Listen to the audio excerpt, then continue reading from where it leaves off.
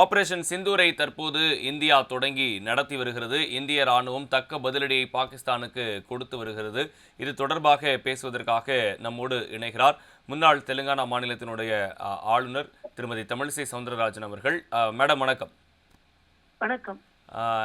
தக்க பதிலடியை இந்தியா கொடுத்துட்டு வராங்க. கடந்த 10-15 நாட்களா இது தொடர்பான தீவிர ஆலோசனைகளில் பிரதமர் ஈடுபட்டிருந்தாரு. இப்போ இந்த நள்ளிரவு நேரத்தில் பாகிஸ்தானுக்கு கொடுக்கக்கூடிய பதிலடி எதை உணர்த்துது? பாகிஸ்தானுக்கு இந்திய மக்களுக்கு என்ன சொல்றாங்க? ஆபரேஷன் சிந்தூர் அப்படின்னு இதுக்கு பேர் வச்சிருக்கிறாங்க. எப்படி பார்க்குறீங்க மேடம்? ஆபரேஷன் சிந்தூர் என்று நாட்டின் திலகம் பாதுகாக்கப்படுகிறது என்று அர்த்தம். இந்த நாடு ஏறக்குறைய 50 ஆண்டுகள் ஒரு பகை நாட்டை வைத்துக் கொண்டு பொறுமையாகத்தான் இருந்தது.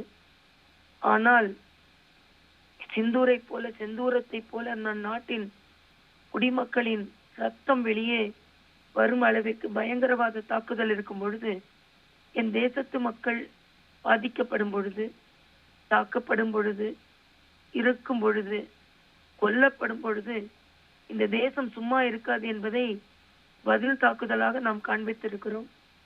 இன்று அந்த உயிரிழந்த அந்த பயங்கரவாத தாக்குதலில் உயிரிழந்த அந்த உயிர்களுக்கு நீதி கிடைத்திருக்கிறது என்று தான் சொல்ல வேண்டும்.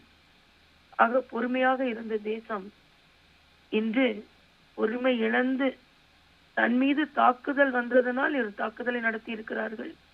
நான் நமது இராணுவ வீரர்களையும் இதற்கெல்லாம் வழிவகை செய்கின்ற இரும்பு கரம் கொண்டு அடக்கி கொண்டிருக்கின்ற நம் பிரதமரையும் நான் பெருமையோடு நினைவு கூறுகிறேன்.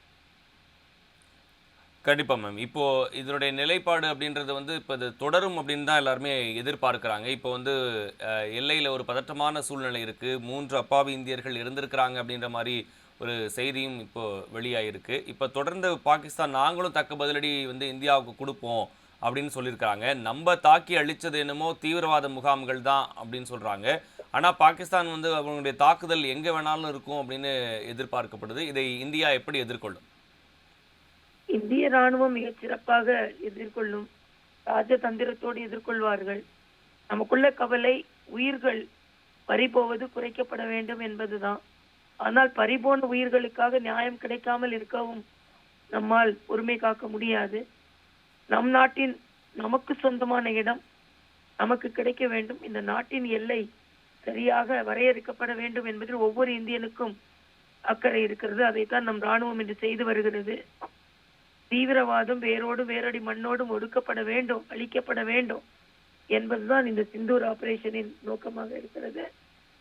இதற்கு பின்பு நம் ராணுவம் 10 மணிக்கு அவர்களின் நடவடிக்கைகளை வெளிப்படையாக சொல்ல இருக்கிறார்கள். அதை பார்த்து நாம் தகவல்களை தெரிந்து கொள்வோம். இதுல ராணுவத்திற்கு அனைவரும் தலைவணங்க வேண்டும், நாட்டிற்கு அனைவரும் தலைவணங்க வேண்டுமே தவிர தவறான கருத்துக்களை யாரும் பரப்பிவிடக் கூடாது என்பதிலும் நாம் கவனமாக இருக்க வேண்டும்.